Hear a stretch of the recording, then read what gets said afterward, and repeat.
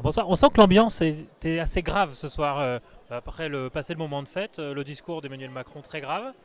Là, c'est peut-être la pluie aussi, mais on n'est pas dans l'euphorie complète d'une victoire présidentielle.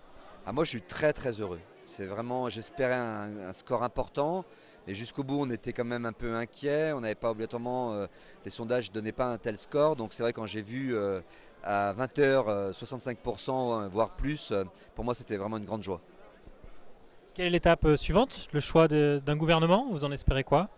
Bah, j'espère que nous aurons un gouvernement justement d'ouverture, un gouvernement de renouveau, un gouvernement qui permettra d'avoir de nouvelles personnalités en charge de notre pays.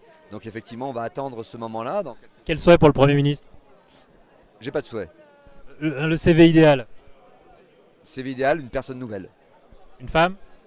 Une femme, ça serait bien, ça serait, je pense, une belle proposition, quelque chose de nouveau aussi, avec un président qui n'a jamais été aussi jeune, 39 ans, et puis avec une femme comme Premier ministre, ça pourrait être bien, mais bon, après, ça peut être aussi un autre homme, un homme. Mais cela, écoutez, je n'ai pas à commenter, on verra ce que décidera le président de la République. Avec ou sans Gérard Collomb?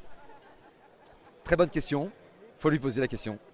Bon, après le choix du gouvernement, il y aura la bataille des législatives. On sait que sur votre circonscription, l'investiture en marche est disputée entre vous et Thierry Braillard. Vous avez des informations déjà? J'ai confiance au message que m'a passé Gérard Collomb. Donc, Gérard Collomb m'a dit que je devrais être désigné par la commission d'investiture. Donc maintenant, j'attends, comme tout le monde, comme tous les candidats, le choix de la commission nationale d'investiture, présidée par Jean-Paul Delevoye.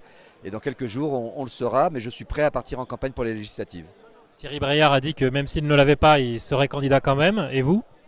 Moi, je serai candidat si j'ai l'investiture. Et il y a quand même un si aujourd'hui. Oui, écoutez, tant que la Commission nationale d'investiture, je respecte les règles d'En Marche auxquelles j'ai adhéré. Donc je vais voir, je vais attendre. Et puis si je suis désigné, je suis prêt à partir.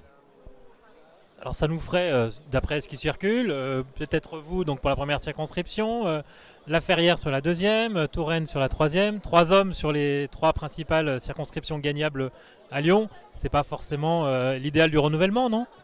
Écoutez, moi je ne pense pas avoir une grande ancienneté dans la vie politique lyonnaise. J'ai 46 ans. Je pense que voilà, je ne suis pas non plus. Beaucoup plus que l'actuel président. Oui, c'est vrai, je suis plus âgé que lui. Tout à fait, mais il y a quelques années en arrière, 46 ans, c'était encore jeune. Mais avec Emmanuel Macron, c'est vrai qu'il a extrêmement rajeuni la vie politique française. Mais voilà, je suis prêt à partir pour cette campagne et j'estime pouvoir incarner le renouveau aussi pour l'Assemblée nationale. Merci.